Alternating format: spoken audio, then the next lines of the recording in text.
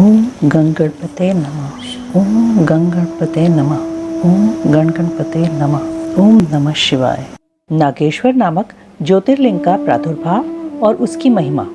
सूत जी कहते हैं, ब्राह्मणों, अब मैं परमात्मा शिव के नागेश नामक परम उत्तम ज्योतिर्लिंग के आविर्भाव का प्रसंग सुनाऊंगा। दारुका नाम से प्रसिद्ध कोई राक्षसी थी जो पार्वती के वरदान से सदा घमंड में भरी रहती थी। अत्यंत बलवान राक्षस दारुक उसका पति था। उसने बहुत से राक्षसों को साथ लेकर वहां सत्पुरुषों का संहार मचा रखा था। वह लोगों के यज्ञ और धर्म का नाश करता फिरता था। पश्चिम समुद्र के तट पर उसका एक वन था जो संपूर्ण समृद्धियों से भरा रहता था। उस वन का विस्तार सब ओर से 16 योजन था। दारुका अपने विलास के लिए जहाँ जाती थी, वहीं भूमि, वृक्ष तथा अन्य सब उपकरणों से युक्त वह वन भी चला जाता था। देवी पार्वती ने उस वन की देखरेख का भार दारुका को सौंप दिया था। दारुका अपने पति के साथ इच्छानुसार उसमें विचरण करती थी। राक्षस दारुक अपनी पत्नी दारुका के साथ वहां रहकर सबको भय देता था। उससे पीड़ित हुई प्रजा ने महर्षि औरव की शरण में जाकर उनको अपना दुख सुनाया। औरव ने शरणागतों की रक्षा के लिए राक्षसों को यह शाप दे दिया कि ये राक्षस यदि पृथ्वी पर प्राणियों की हिंसा या यज्ञों का विध्वंस करेंगे तो उसी समय अपने प्राणों से हाथ धो बैठेंगे। देवताओं ने जब यह बात सुनी तब उन्होंने दुराचारी राक्षसों पर चढ़ाई कर दी। राक्षस घबराए। यदि वे लड़ाई में देवताओं को मारते तो मुनि के शाप से स्वयं मर जाते हैं, और यदि नहीं मारते तो पराजित होकर भूखों मर जाते हैं। उस अवस्था में राक्षसी दारुका ने कहा कि भवानी के वरदान से मैं इस सारे वन को जहाँ चाहूं ले जा सकती हूँ। यूँ कहकर वह समस्त वन को ज्यों का त्यों लेकर समुद्र में जा बसी। राक्षस लोग पृथ्वी पर न रहकर जल में निर्भय रहने लगे और वहाँ प्राणियों को पीड़ा देने लगे।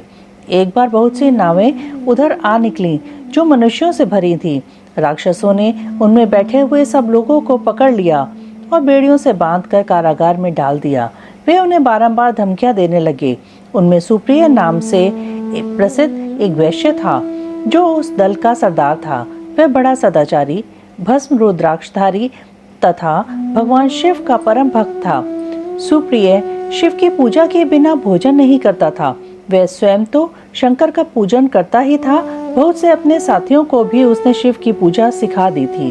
फिर सब लोग नमः शिवाय मंत्र का जप और शंकर जी का ध्यान करने लगे। सुप्रिय को भगवान शिव का दर्शन भी होता था।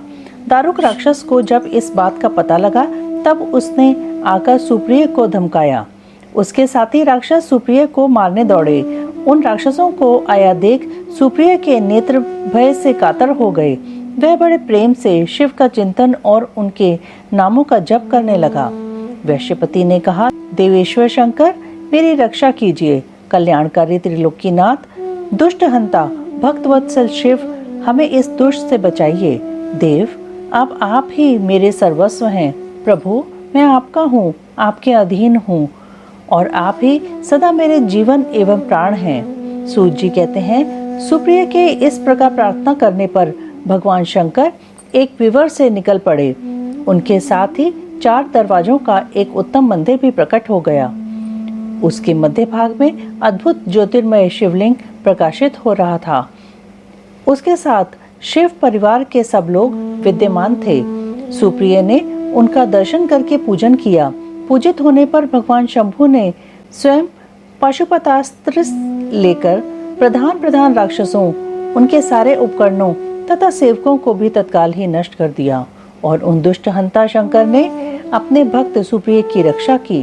तत्पश्चात अद्भुत लीला करने वाले और लीला से ही शरीर धारण करने वाले शंभु ने उस वन को यह वर दिया कि आज से इस वन में सदा ब्राह्मण, क्षत्रिय, वैश्य और शूद्र, इन चारों वर्णों के धर्मों का पालन हो। यहाँ श्रेष्ठ मुनि निवास करें और तमोगुणी राक्षस इसमें कभी ना रहें। शिव धर्म के उपदेशक, प्रचारक और प्रवर्तक लोग इसमें निवास करें।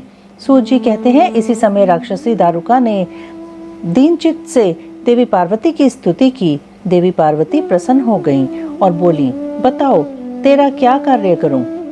उसने कहा, मेरे वंश की रक्षा कीजिए। देवी बोली, मैं सच कहती हूँ, तेरे कुल की रक्षा करूंगी। ऐसा कहकर देवी भगवान शिव से बोली, नाथ, आपकी यह बात युग के अंत में सच्ची होगी।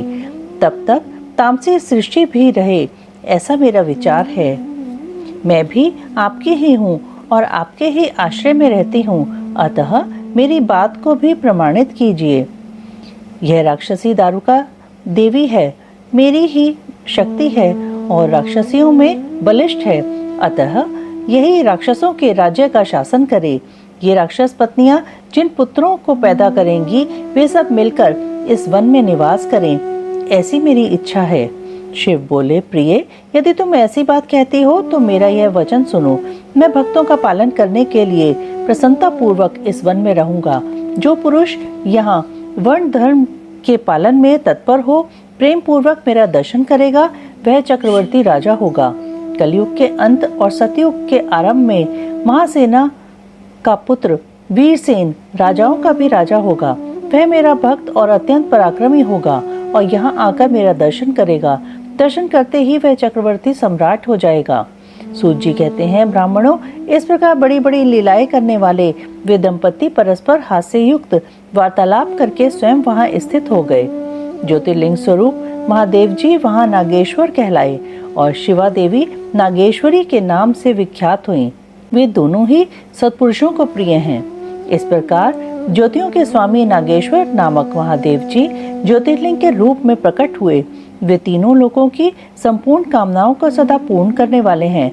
जो प्रतिदिन आदर पूर्वक नागेश्वर के प्रादुर्भाव का यह प्रसंग सुनता है, वह बुद्धिमान मानव महापातकों का नाश करने वाले संपूर्ण मनोरथों को प्राप्त कर लेता है। रामेश्वर नामक ज्योतिर्लिंग के आविर्भाव तथा महात्म्य का वर्णन। सूत जी कहते हैं, ऋषियों, अब मैं यह बता रहा हूँ कि रामेश्वर नामक ज्योतिर्लिंग पहले किस प्रकार प्रकट हुआ। इस प्रसंग को तुम आदर पूर्वक सुनो। भगवान विष्णु के रामावतार में जब रावण सीता जी को हर कर लंका में ले गया, तब सुग्रीव के साथ 18 पद्म वानर सेना लेकर श्री राम समुद्र तट पर आए। वहां वे विचार करने लगे कि कैसे हम समुद्र को पार करेंगे और किस प्रकार रावण को जीतेंगे। इतने में ही श्री राम को प्यास लगी। उन्होंने जल मांगा और वानर मीठा जल ले आए। श्री राम ने प्रसन्न होकर वह जल ले लिया। तब तक उन्हें स्मरण हो आया कि मैंने अपने स्वामी भगवान शंकर का दर्शन तो किया ही नहीं, फिर वह जल कैसे ग्रहण कर सकता हूँ। ऐसा कहकर उन्होंने उस जल को नहीं पिया। जल रख देने के पश्चात रघुनंदन ने पार्थिव पूजन किया। आवाहन आदि 16 उपचारों को प्रस्तुत करके विधि पूर्वक बड़े प्रेम से शंकर जी की अर्चना की। प्रणाम तथा दिव्य स्तोत्रों द्वारा यत्न पूर्वक शंकर जी को संतुष्ट करके श्री राम ने भक्ति भाव से उनसे प्रार्थना की। श्री राम बोले, उत्तम व्रत का पालन करने वाले मेरे स्वामी देव महेश्वर, आपको मेरी सहायता करनी चाहिए। आपके सहयोग के बिना मेरे कार्य की सिद्धि अत्यंत कठिन है। रावण भी आपका ही भक्त है, सबके लिए सर्वथा दुर्जय है, परंतु आपके दिए हुए वरदान से वह सदा दर्द में भरा रहता है। वह त्रिभुवन विजयी महावीर है। इधर मैं भी आपका दास हूँ, सर्वथा आपके अधीन रहने वाला हूँ। सदाशिव यह विचार कर आपको मेरे प्रति पक्षपात करना चाहिए। सूत जी कहते हैं, इस प्रकार प्रार्थना और बारंबार नमस्कार करके उन्होंने उच्च स्वर से जय शंकर, जय शिव इत्यादि का उद्घोष करते हुए शिव का स्तवन किया। फिर उनके मंत्र के जप और ध्यान में तत्पर हो गए। तत्पश्चात पुनः पूजन करके वे स्वामी के आगे नाचने लगे। उस समय उनका हृदय प्रेम से द्रवित हो रहा था। फिर उन्होंने शिव के संतोष के लिए गाल बजाकर अव्यक्त शब्द किया। उस समय भगवान शंकर उन पर बहुत प्रसन्न हुए और वे ज्योतिर्मय महेश्वर वामांग भूता पार्वती तथा पार्षद गणों के साथ शास्त्रोक्त निर्मल रूप धारण करके तत्काल वहां प्रकट हो गए। श्री राम की भक्ति से संतुष्ट होकर महेश्वर ने उनसे कहा, श्री राम, तुम्हारा कल्याण हो, वर मांगो। उस समय उनका रूप देखकर वहां उपस्थित हुए सब लोग पवित्र हो गए। शिव धर्म परायण श्री राम जी ने स्वयं उनका पूजन किया। फिर भांति भांति की स्तुति एवं प्रणाम करके उन्होंने भगवान शिव से लंका में रावण के साथ होने वाले युद्ध में अपने लिए विजय की प्रार्थना की। तब राम भक्ति से प्रसन्न हुए महेश्वर ने कहा, महाराज, तुम्हारी जय हो।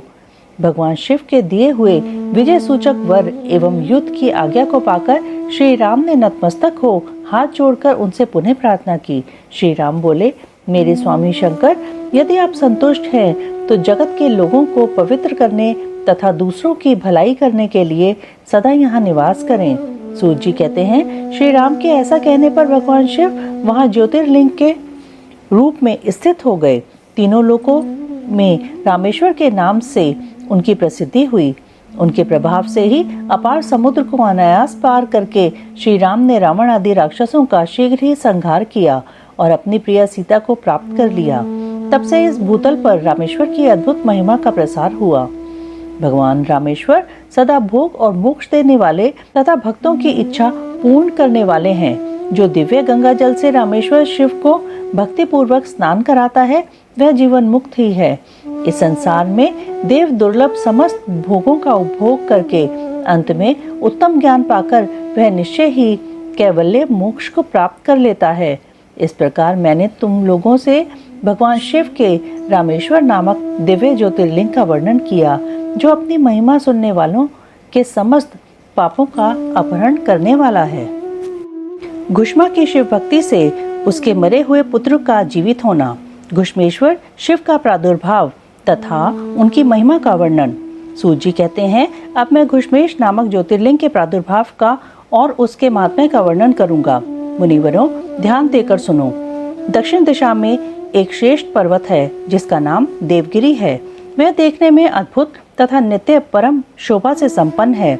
उसी के निकट कोई भरद्वाज कुल में उत्पन्न सुधर्मा नामक ब्रह्मवेत्ता ब्राह्मण रहते थे। उनकी प्रिय पत्नी का नाम सुदेहा था। वह सदा शिव धर्म के पालन में तत्पर रहती थी, घर के कामकाज में कुशल थी और सदा पति की सेवा में लगी रहती थी। द्विश्रेष्ठ सुधर्मा भी देवताओं और अतिथियों के पूजक थे। वे वेद वर्णित मार्ग पर चलते और नित्य अग्निहोत्र किया करते थे। तीनों काल की संध्या करने से उनकी कांति सूर्य के समान उद्दीप्त थी। वे वेद शास्त्र के मर्मज्ञ थे और शिष्यों को पढ़ाया करते थे। धनवान होने के साथ ही बड़े दाता थे। सौजन्य आदि सद्गुणों के भाजन थे। शिव संबंधी पूजनादि कार्य में ही सदा लगे रहते थे। वे स्वयं तो शिव भक्त थे ही, शिव भक्तों से बड़ा प्रेम रखते थे। शिव भक्तों को भी वे बहुत प्रिय थे। यह सब कुछ होने पर भी उनके पुत्र नहीं था। इससे ब्राह्मण को तो दुख नहीं होता था, परंतु उनकी पत्नी बहुत दुखी रहती थी। पड़ोसी और दूसरे लोग भी उसे ताना मारा करते थे। वह पति से बार बार पुत्र के लिए प्रार्थना करती थी। पति उसको ज्ञानोपदेश देकर समझाते थे, परंतु उसका मन नहीं मानता था। अंतोतगत्वा ब्राह्मण ने कुछ उपाय भी किया, परंतु वह सफल नहीं हुआ। तब ब्राह्मणी ने अत्यंत दुखी हो बहुत हठ करके अपनी बहन घुष्मा से पति का दूसरा विवाह करा दिया। विवाह से पहले सुधर्मा ने उसको समझाया कि इस समय तो तुम बहन से प्यार कर रही हो, परंतु जब इसके पुत्र हो जाएगा तब इससे स्पर्धा करने लगोगी। उसने वचन दिया कि मैं बहन से कभी डाह नहीं करूंगी। विवाह हो जाने पर घुष्मा दासी की भांति बड़ी बहन की सेवा करने लगी। सुदेहा भी उसे बहुत प्यार करती थी। घुष्मा अपनी शिव भक्ता बहन की आज्ञा से नित्य 101 पार्थिव शिवलिंग बनाकर विधि पूर्वक पूजा करने लगी। पूजा करके वह निकटवर्ती तालाब में उसका विसर्जन कर देती थी। शंकर जी की कृपा से उसके एक सुंदर, सौभाग्यवान और सद्गुण संपन्न पुत्र हुआ। घुष्मा का कुछ मान बढ़ा। इससे सुदेहा के मन में डाह पैदा हो गई। समय पर उस पुत्र का विवाह हुआ। पुत्रवधू घर में आ गई। अब तो वह और भी जलने लगी। उसकी बुद्धि भ्रष्ट हो गई और एक दिन उसने रात में सोते हुए पुत्र को छुरे से उसके शरीर के टुकड़े टुकड़े करके मार डाला और कटे हुए अंगों को उसी तालाब में ले जाकर डाल दिया जहां घुष्मा प्रतिदिन पार्थिव लिंगों का विसर्जन करती थी। पुत्र के अंगों को उस तालाब में फेंककर वह लौट आई और घर में सुखपूर्वक सो गई। घुष्मा सवेरे उठकर प्रतिदिन का पूजनादि कर्म करने लगी। शेष ब्राह्मण सुधर्मा स्वयं भी नित्य कर्म में लग गए। इसी समय उनकी ज्येष्ठ पत्नी सुदेहा भी उठी और बड़े आनंद से घर के कामकाज करने लगी, क्योंकि उसके हृदय में पहले जो ईर्ष्या थी, आग जलती थी, वह अब बुझ गई थी। प्रातःकाल जब बहू ने उठकर पति की शैया को देखा तो वह खून से भीगी दिखाई दी और उस पर शरीर के कुछ टुकड़े दृष्टिगोचर हुए। इससे उसको बड़ा दुख हुआ। उसने सास घुष्मा के पास जाकर निवेदन किया, उत्तम व्रत का पालन करने वाली आर्य, आपके पुत्र कहाँ गए? उनकी शैया रक्त से भीगी हुई है और उस पर शरीर के कुछ टुकड़े दिखाई देते हैं। हाय, मैं मारी गई, किसने यह दुष्ट कर्म किया है? ऐसा कहकर वह बेटे की प्रिय पत्नी भांति भांति के करुण विलाप करती हुई रोने लगी। सुधर्मा की बड़ी पत्नी सुदेहा भी उस समय हाय मैं मारी गई ऐसा कहकर दुख में डूब गई। उसने ऊपर से तो दुख किया, किंतु मन ही मन वह हर्ष से भरी हुई थी। घुष्मा भी उस समय उस वधू के दुख को सुनकर अपने नित्य पार्थिव पूजन के व्रत से विचलित नहीं हुई। उसका मन बेटे को देखने के लिए तनिक भी उत्सुक नहीं हुआ। उसके पति की भी ऐसी ही अवस्था थी। जब तक नित्य नियम पूरा नहीं हुआ तब तक उन्हें दूसरी किसी बात की चिंता नहीं हुई। दोपहर का पूजन समाप्त होने पर घुष्मा ने अपने पुत्र की भयंकर शैया पर दृष्टिपात किया, तथापि उसने मन में किंचित मात्र भी दुख नहीं मनाया। वह सोचने लगी, जिन्होंने यह बेटा दिया था वे ही इसकी रक्षा करेंगे। वे भक्त प्रिय कहलाते हैं, काल के भी काल हैं और सत्पुरुषों के आश्रय हैं। एकमात्र वे प्रभु सर्वेश्वर शंभु ही हमारे रक्षक हैं। वे माला गूंथने वाले पुरुष की भांति जिनको जोड़ते हैं उनको अलग भी करते हैं। अतः अब मेरे चिंता करने से क्या होगा? इस तत्व का विचार करके उसने शिव के भरोसे धैर्य धारण किया और उस समय दुख का अनुभव नहीं किया। वह पूर्ववत पार्थिव शिवलिंगों को लेकर स्वचित से शिव के नामों का उच्चारण करती हुई उस तालाब के किनारे गई। उन पार्थिव लिंगों को तालाब में डालकर जब वह लौटने लगी तो उसे अपना पुत्र उसी तालाब के किनारे खड़ा दिखाई दिया। सूत जी कहते हैं, ब्राह्मणों, उस समय वहां अपने पुत्र को जीवित देखकर उसकी माता घुष्मा को न तो हर्ष हुआ और न विषाद। वह पूर्ववत स्वस्थ बनी रही। इसी समय उस पर संतुष्ट हुए ज्योति स्वरूप महेश्वर शिव शीघ्र उसके सामने प्रकट हो गए। शिव बोले, सुमुखी, मैं तुम पर प्रसन्न हूँ, वर मांगो। तेरी दुष्टा सौतन ने इस बच्चे को मार डाला था, अतः मैं उसे त्रिशूल से मारूंगा।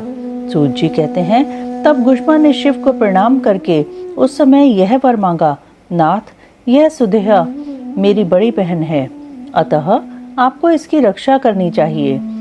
शिव बोले, उसने तो बड़ा भारी अपकार किया है, तुम उस पर उपकार क्यों करती हो? दुष्ट कर्म करने वाली सुदेहा तो मार डालने के ही योग्य है। घुष्मा ने कहा, देव, आपके दर्शन मात्र से पातक नहीं ठहरता। इस समय आपका दर्शन करके उसका पाप भस्म हो जाए। जो अपकार करने वालों पर भी उपकार करता है उसके दर्शन मात्र से पाप बहुत दूर भाग जाता है। प्रभु, यह अद्भुत भगवत वाक्य मैंने सुन रखा है, इसलिए सदाशिव जिसने ऐसा कुकर्म किया है वही करे, मैं ऐसा क्यों करूं? जी कहते हैं, घुष्मा के ऐसा कहने पर दया सिंधु भक्तवत्सल महेश्वर और भी प्रसन्न हुए तथा इस प्रकार बोले, घुष्मे, तुम कोई और भी वर मांगो, मैं तुम्हारे लिए हितकर वर अवश्य दूंगा, क्योंकि तुम्हारी इस भक्ति से और विकार शून्य स्वभाव से मैं बहुत प्रसन्न हूँ।